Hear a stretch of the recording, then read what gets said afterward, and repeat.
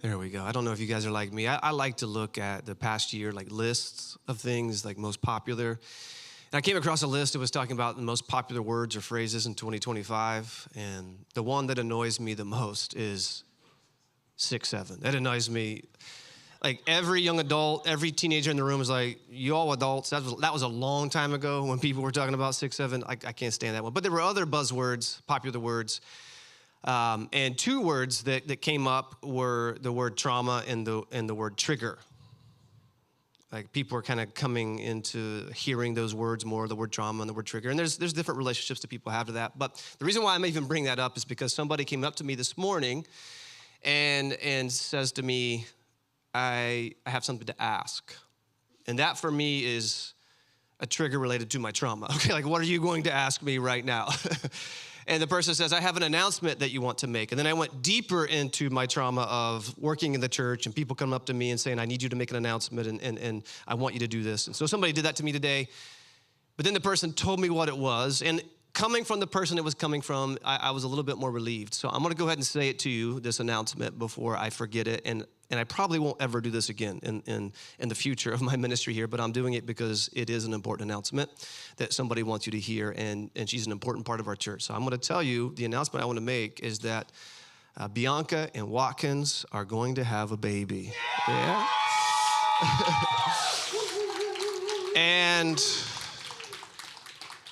And she said that she wanted me to make the announcement because she's soft made the announcement on Instagram or social media somewhere, and she wasn't sure that everybody heard, and so she wanted you all to hear, and I warned her. I said, when I make this announcement, you realize people are gonna wanna talk to you. And she said, that's okay, I prepared for it today because I have to leave right after the service. I want you all standing at the door blocking her from leaving because she doesn't get to have me make an announcement about an important part of her life and then leave. So keep her here. Yeah, I mean, I put a lot of work. I'm not sure. I don't know. It doesn't matter. I put a lot of work into the series that I create. Okay, I'm not a pastor who is trying to be in any kind of trend. I am not trendy. You see what clothes I wear. I am not trendy. I'm not somebody who's trying to fit into the flow of what everybody else is doing, and that's just kind of been a part of who I am. I grew up where we weren't cool, so I'm not interested in being cool because we never would have been. But I put a lot of work into the sermon studies that I put together, and this one that I put together this year, and just to kind of give you an idea of what I do every single year in January, is I try to offer you something in January that will allow you to explore both who you are and how that plays out in your relationship with God. So in the past, I've talked about the Enneagram. Y'all remember me talking about the Enneagram? That is like a different way of looking at your personality. It's not prescriptive. It's just a way of thinking about maybe who you are and in a format that helps us make sense of things that maybe we didn't know. I did that for several years, and a lot of you loved it. Some people did not like it and told me and then stopped coming to our church, but I did it anyway. But every single year in January, I'm really trying to offer you something. I think way in advance, what can I give you to help you think about your life? Like I'm really working on how can I speak to you practically in a way that you can make sense of who you are in relationship to God so that you can have a kind of relationship with God that feels like the one that you desire. And so last week we started a new series of sermons, a message that I put together, and I've given it the title, What is the Music You Hear? And the subtitle that I've given to it is Finding Closeness with God. And I use that phrase, finding closeness with God, because I believe that probably the most forceful driving part of who we are as human beings is looking for and finding closeness in relationship. Like you can have a job, you can make a lot of money, you can experience success, you can do great things, you can go on vacations, you can experience the world, and those are all good things. Like God gave us good things. But at the end of the day, I don't think it matters much to any of us if we feel like we haven't found relationships where we know we are close, and close in a way that feels healthy. And so I am convinced, whether you go to church or not, every single person is looking to experience closeness with another.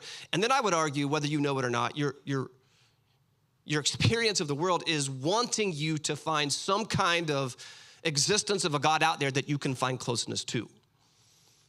And so the way that I'm helping you frame that is by thinking about the reality of there is music that you hear that shapes that in you. So think about movies. When it comes to movies, the music that you hear in a movie, it shapes your interpretation of the story. None of you would like a movie if there wasn't music in the background. I've actually become more intrigued with the music in the background sometimes than the actual movie and the story that I'm watching, because I'm like, how many hours does it take for somebody to figure out the right sound to go with a very particular moment in a story? Have y'all ever thought about that? Like, you know how much music you would have to know to be able to decide this is happening in the story and I'm gonna put this music behind it? But it's not just the full song. There are people who know music so well that they can take a piece of a song and put it behind a moment or a scene in a movie, and it makes that something different. For example, if you listen to just 2 notes in the movie Jaws, just 2 notes in the movie Jaws, and it creates an atmosphere of dread in you for this terror that's about to happen. I was talking to Romeo, I think, this week, and I was like, sometimes certain phrases that people use is like Jaws music to me. Y'all following me? Like when you hear somebody say that phrase that they often use, something bad is coming.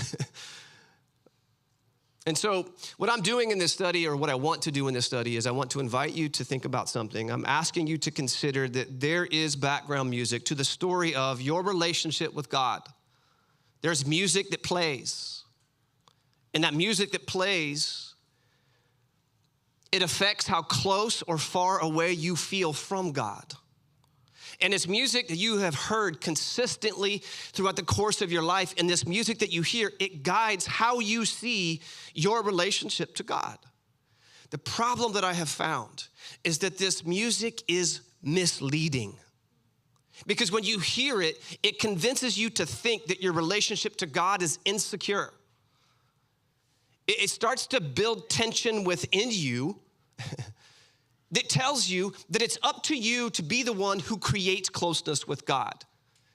It tells you that you need to figure out what you need to do, or you need to figure out how to do what you're already doing better in order for you to experience a closer relationship with God. It's saying that it's up to you to crack the code. And people do that all the time, by the way. Like they read the Bible trying to crack the code. Like, what is the code? What is the code? There was this white van that would show up at this spot on the East Coast where we would go to surf.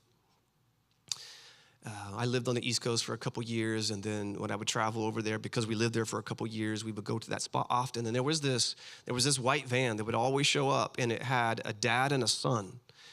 And they looked like they had just crawled out of a cave in West Virginia and hadn't groomed themselves for about 10 years. And they lived in the van, and whenever you would show up and you would get to the place where you're unloading your stuff to go to the beach and surf, they would come up to you. And at first, you're like, you kind of sense like the Jaws music is coming. You know they're coming to interact with you in a way that you want to avoid, but they would come up to you.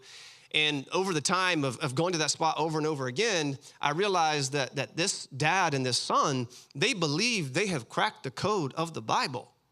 Literally, like they would tell you all the different numbers that they see in the Bible and what they mean and how that determines when God's gonna come back. And if you don't believe them, then you're gonna end up being the one that gets left behind in the rapture. And so you gotta know all these numbers and all these verses and how they fit together. And that's how you have a good relationship with God, as you crack the code.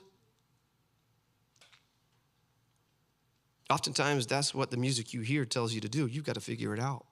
And if you don't, then you're never going to experience what your heart desires.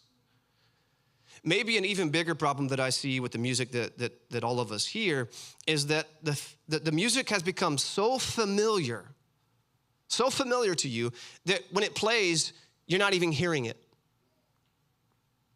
Like it's giving meaning to your relationship to God and you're not even aware of it. And that's why in this study, what I want to do is help you answer the question, what is the music you hear? I'm just using music as an analogy. I think you all are understanding me, right? There are things that have happened to you that shouldn't have happened. There are things that were taught to you that shouldn't have been taught to you. There are things that should have happened to you that didn't. And there are things that should have been taught to you that weren't. And all of those things are the music that you hear. And I want to help you recognize it so that you can become aware of what stands behind and gives shape to how you see your relationship to God, because I think that music is what's preventing you from the very thing that you want. Today, what I'm going to do is I'm going to focus on the music that you're meant to hear, the music you're meant to hear. And to help you hear it and begin to recognize it, I'm going to give you a sample. JC, I just used a musical term right there. Are you proud of me? I'm going to give you a sample. Y'all know what a sample is in music? Some of you do, the old people don't. They're like, we don't know what that is. I'm going to give you a sample of the music that you're meant to hear. And it's taken from a story about Jesus in relationship to Peter, and it's found in the Gospel of John, chapter 13. I'm going to read these verses to you starting with verse 3. And I want to tell you, like, this is a moment where Jesus has reached the point in his story where he realizes that his time on earth has come to an end. This is the moment where he knows he has to step into this moment where he is being asked to go to the cross and give his life and do this very difficult thing in order to repair the relationship with God between humans on this earth and God's relationship to us wherever God is in heaven. And this is what it says, starting in verse 3. It says, Jesus, knowing that the Father had given all things into his hands, and that he had come from God and was going to God, got up from the table, took off his outer robe, and tied a towel around himself. I want you to notice something. I want you to notice that it says, Jesus, knowing that his Father, very specifically in this text, the gospel writer helps us to imagine God as parent, as Father, and tells us something very important about what Jesus knows about his relationship to God as parent, as Father. Jesus knows, it says, that God gave all things into his hands. He knows that. He knows the trust that God has given to him as God's son. He knows it. And so he got up from the table, took off his outer robe, and tied a towel around himself. You know, we don't really understand sometimes the context of what it looks like in the first century, the things that it's describing. When we think of table, we think of chairs. Most of the time, we don't even sit around the table anymore unless we go out to eat anyway, right? Most of you eat on the couch or standing at the counter. And I used to feel judgment for that, but I don't think it really matters the formality of how you eat. I think what's more important is that you take time to do it with others. But in the Bible, they don't sit down in chairs at a table. The table is on the floor. And so when they sit down, they're on the ground and their feet are behind them. And so the custom of the first century is when you stepped into somebody's house, you took off your sandals. They didn't have shoes like we have today. They didn't have Air Jordans. They didn't have, I don't know what shoes you wear in Florida, Birkenstocks. But Birkenstocks are more like sandals. But you all know there's a difference between wearing sandals and shoes. And when you wear sandals and you take your sandals off, your feet are dirty.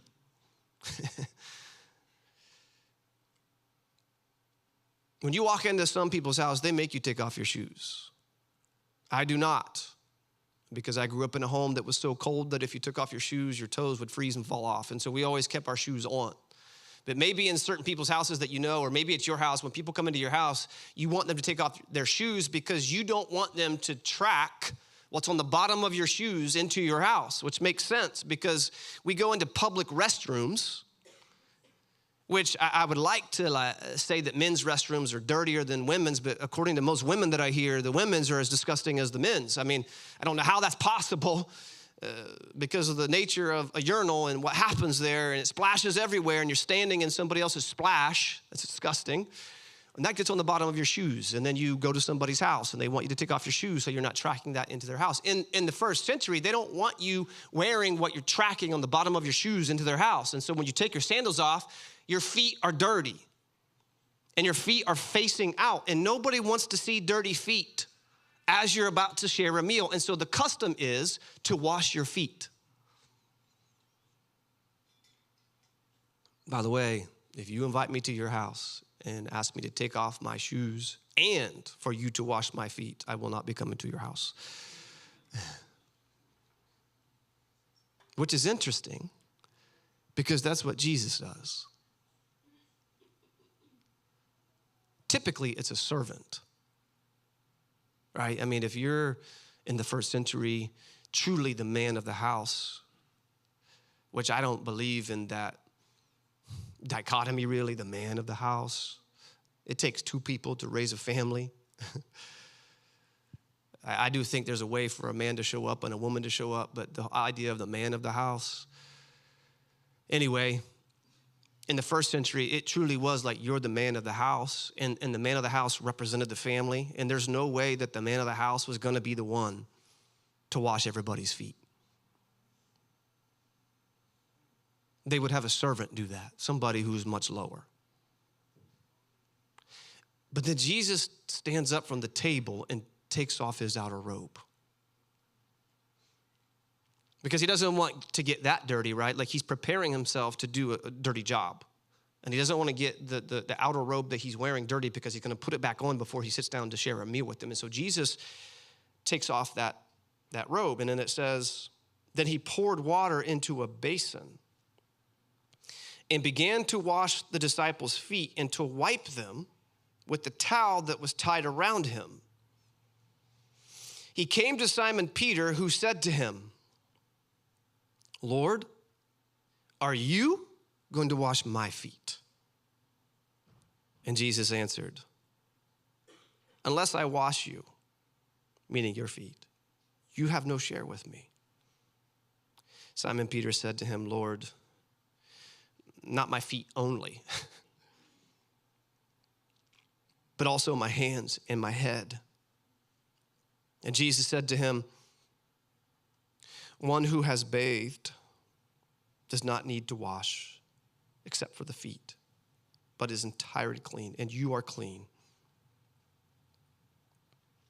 Now, in this story that we read in the Gospel of John, chapter 13, we get to witness a truth. I want you all to witness this truth with me. The truth that we get to witness is telling us something about our relationship with God. And the truth that it's telling us is that being seen in our need is a starting point for a secure relationship with God.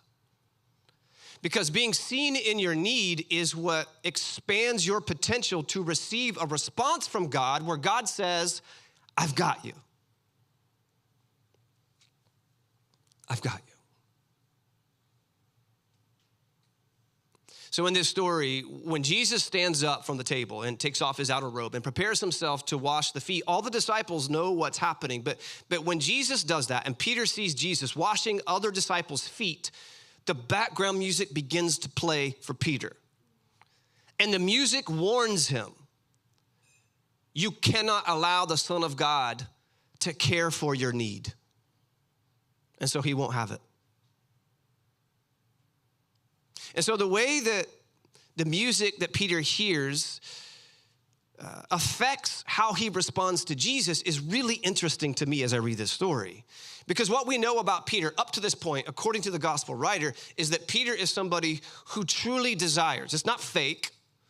He really wants a close relationship with God. Yet this message that he hears from the music that tells him you can't receive an act of care from Jesus, it does the opposite. Rather than bring him close, it creates distance. Do y'all see that?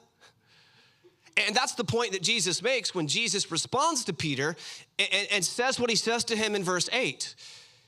But what I have found is, in my experience of living, growing up, and working in the church, is that we easily misunderstand what Jesus says in this one very specific verse.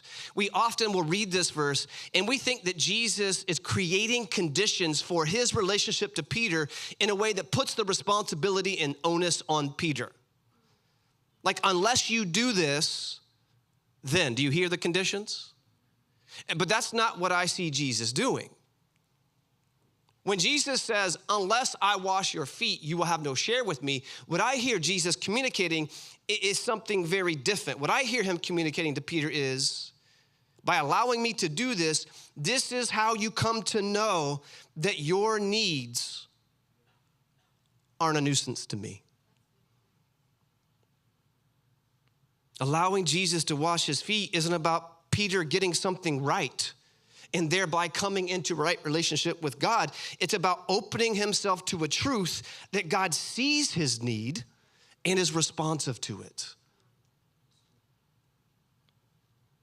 Jesus is saying to us, I think, through this story of relating to Peter, that God's relationship to you, now I'm speaking to you, that God's relationship to you is one where God welcomes your dependence. I don't think you realize the enormity of that statement. God welcomes your dependence. I think there's so many parents that are waiting for their kids to become independent, which they should. I mean, that's a part of human nature. Like, they're supposed to grow up and gain independence and be able to create their own family. But what I have learned is that my role as parent is to nurture that, but always offering to my daughters, my children, the knowledge of it's okay if you ever need to be dependent on me. Not because I need you to be dependent on me, but because I'm your parent.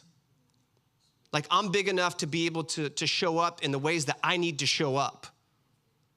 It's not something that's annoying to me that when you have an issue that's bigger than you and you need some support around you, that I'm somebody who can be present with that in a way that says, I'm right here with you. And we have to imagine that when God is relating to us, is that in some form, yes, God wants us to grow up and be independent, but God also wants us to know it's okay if you have dependence on God. Meaning you don't have to figure out life on your own.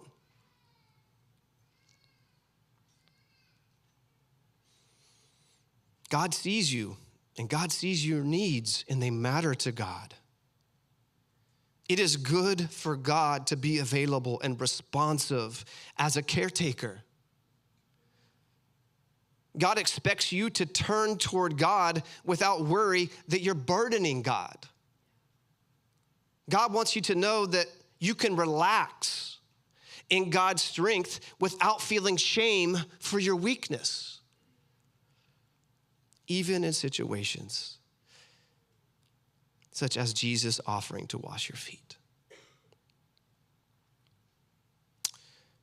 I grew up in church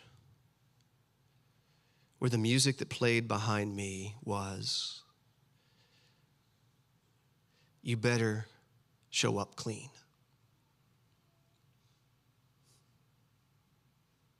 And if you don't, then we have an altar up here where you can come clean yourself.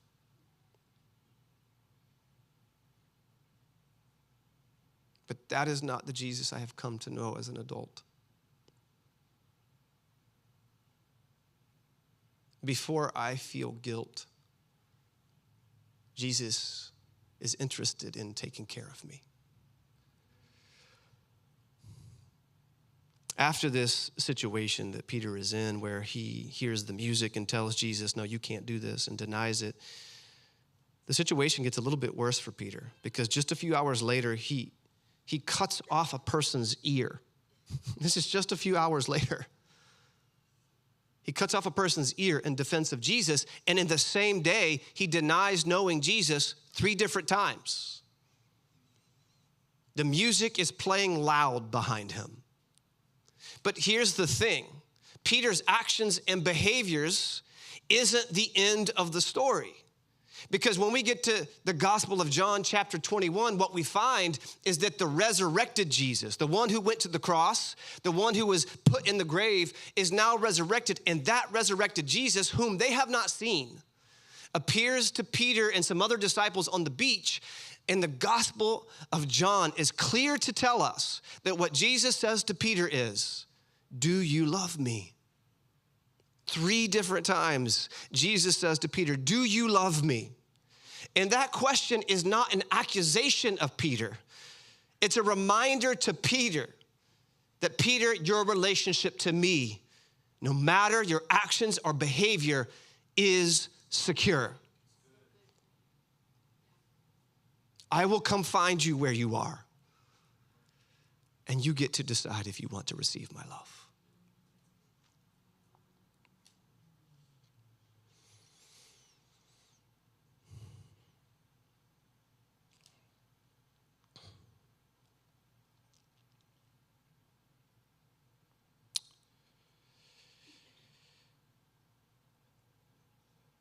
It makes me think,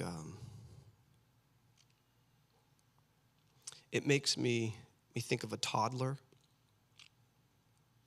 who is learning to walk. When I ask the question, what is this story telling me about the music that I'm meant to hear?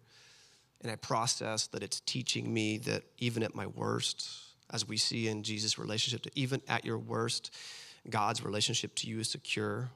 When I recognize that the music that I'm meant to hear, that you're meant to hear, is intended to evoke a belief that says that God sees you and your needs, and God's got you, I can't help but think of a toddler that is learning to walk. Y'all remember those days? You probably don't remember the days when you were walking, but you may remember days when you have been around a toddler who is. It is such an exciting day. It's like, it becomes like the moment the child walks, it almost becomes like a moment of parents feeling like they're good parents, that their child is reaching the moment where they're learning to walk. In a way, it almost becomes a competition. Like, yeah, my baby's already rolling over, and army crawling through the house with one leg looking like it's limp. Y'all ever seen babies do that? Like, I don't know what happens to some babies. It's just like the way they crawl, one leg is like it doesn't exist. It just is there, and the other leg's moving, and one of them is just existing. But when I talk to parents, they get so excited for the moment when their baby is able to walk, because it shows growth, it shows strength. And so I can't help but thinking of a moment when a toddler attempts to walk. Because when I think about the moment when a toddler starts to think, I can do this, it allows me to realize that a good parent, and I'm not saying every parent is a good parent, because there are some bad parents. I'm not saying every parent is a bad parent either, but I'm talking about a good parent, a good, healthy parent. When their toddler is deciding it's time for me to start to walk, a good parent helps that little child know, I see you, and I'm watching every attempt that you make. The toddler knows it. A good parent helps that toddler realize that I've got you when you fall, and I'll pick you back up again when you do. A good parent helps that little child who's learning to walk realize and feel that I've got this. So go ahead and try it, because I'm going to be with you here the entire time. A good parent with a child who is learning to walk, this is really important, helps that child know, in learning to walk, you're secure with me.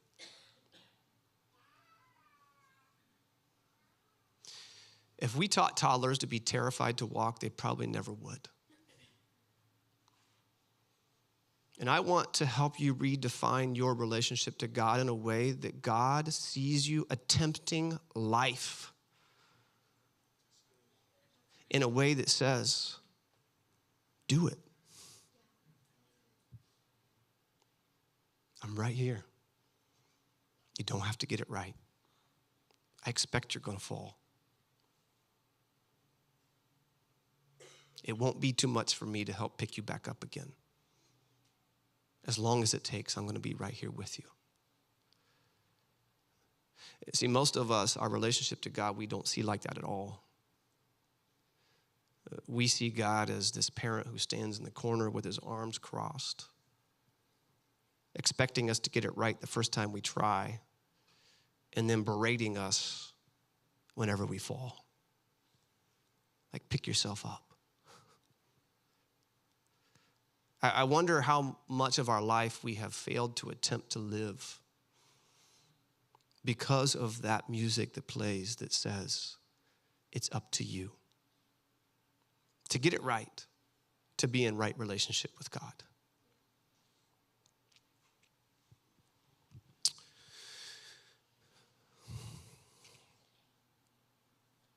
For most of us in this room, experiencing a closer relationship with God is going to require something. And what it's going to require is a replacing of the music we've known, that we've heard consistently over the course of our life, with a new kind of music that we're meant to hear. And what I want to tell you is, and I wrote that statement in a very particular way so that you don't think that the replacing of the music is completely up to you.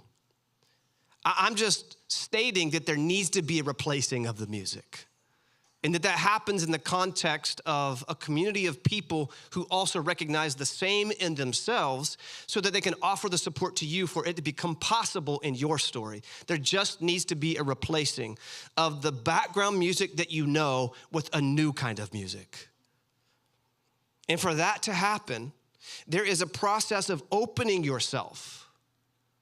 Like, you have to open yourself to a shift, and it's a shift toward considering your actual needs versus being consumed by your flaws.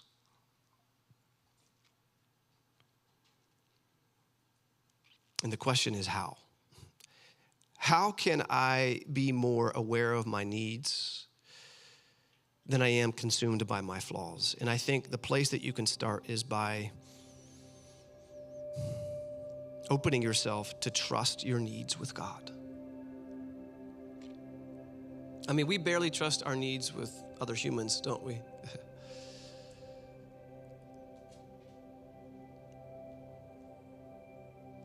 When most of us get sick, we don't go to people and say, take care of me. Maybe some of you do, I don't know. I think most people, when they get sick, they move away and they want to figure it out on their own. But what happens when you have a real need within yourself, a need that says, I'm feeling lonely and depressed? When we feel lonely and depressed, it's not something that's natural to most of us to be able to move toward people and ask for help. We move away. Shame, guilt. And what I'm asking you to consider is, can you open your needs to God and say, I trust these needs with you, God?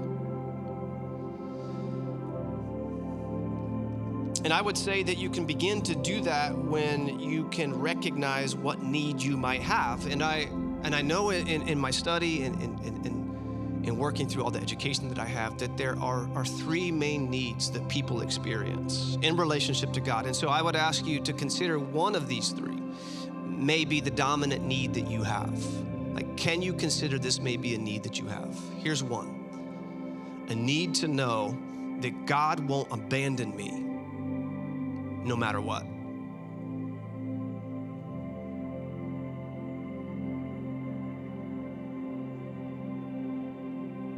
You know, that is the story of Scripture, right? We like to think of an angry God. That's what we've been taught in America, in in church history in America. We have been taught, like one of the most powerful movements that happened in church history had this preacher whose name was Jonathan Edwards, and he would go around and he would have these big revival meetings in a tent where thousands of people would show up, and his go-to sermon was sinners in the hands of an angry God. Like that's what we have inherited as Christians in the 21st century. A movement that says you need to see God as angry, and you have to be the one to make God not angry anymore in order for you to be okay. Otherwise, God's going to abandon you. But if you look at the whole scope of Scripture, God should have abandoned us from the beginning. But God never does. And to believe that God won't abandon you no matter what is a need that you have. A second need that people have is a need to know that God is present with me in all my emotions, including grief and anger. I was in a counseling appointment this week. A counselor was talking to me and about, experiences in my life, and asked me the question, like, what emotions are you feeling, Coy? And nobody likes to answer those questions, I don't think. Like, what emotion am I feeling? One that I don't feel safe telling you, right? That's where we go. I don't feel safe telling you this, but the counselor is a good counselor, so it gets me to the point where I'm able to say, in relationship to what I experienced, I feel anger, that should not have happened to me. And then the counselor said, well, Coy, in all my experience with you, I have seen that you are somebody who is really good at being composed no matter what emotion you're feeling. And she said, I wonder what it would be like for you to actually feel the anger. And I said, I don't think I can right now. She said, well, what would happen to you? I said, I think I would just cry and not be able to stop.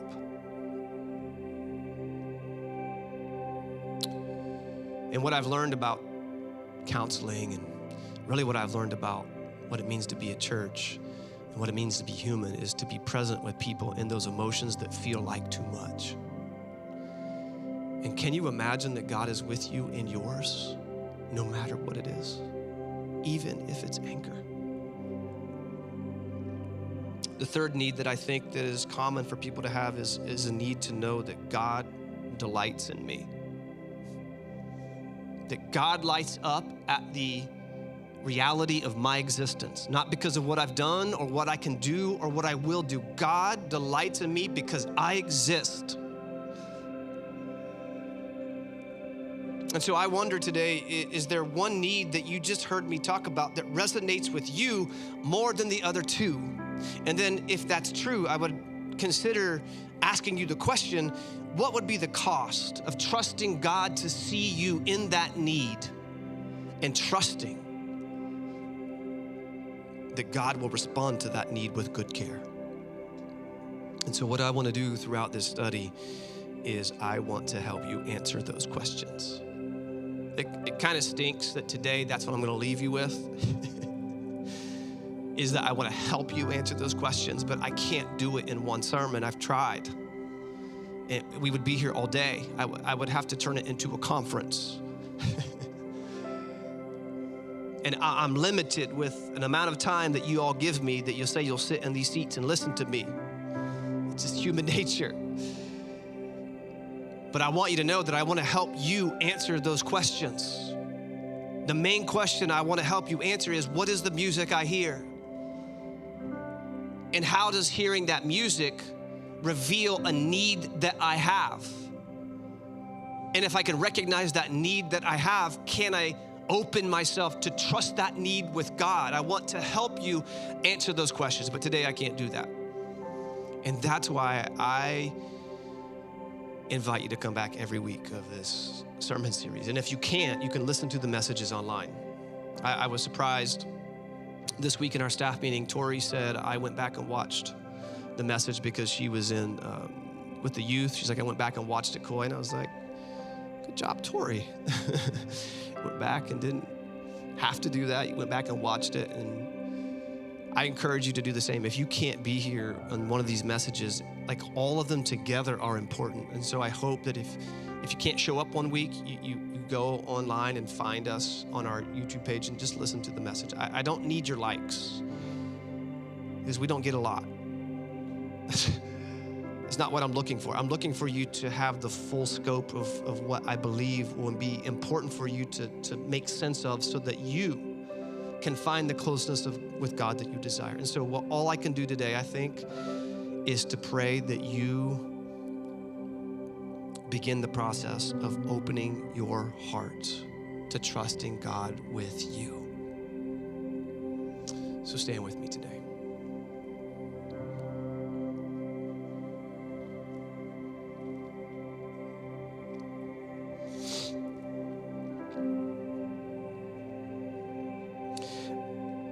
I don't want the dominant music that you hear in your life to be Jaws. I want it to be something else. And I wish I could undo, and I wish I could go stop any church culture that's the sound they play for you. Is that when you think about your relationship to God, you start to feel fear and dread because you're worried of the bad thing that's going to happen. I want you to hear different music. Music that tells you your relationship to God is secure. And today, I'm going to pray a simple prayer for you to say, God, I want to open myself up to that process. So let's pray. That's it, God. I'm speaking to everybody's thinking brains, but wanting them to trust you with their feeling brains, the emotional parts of themselves that block the ability to learn what it is that we need to learn, which is our relationship to you is secure not because of what we do, but because of who you are. A God who will not abandon us. So God, help us today begin to open our heart to trust you in the process of what that means. In your name, I pray, amen.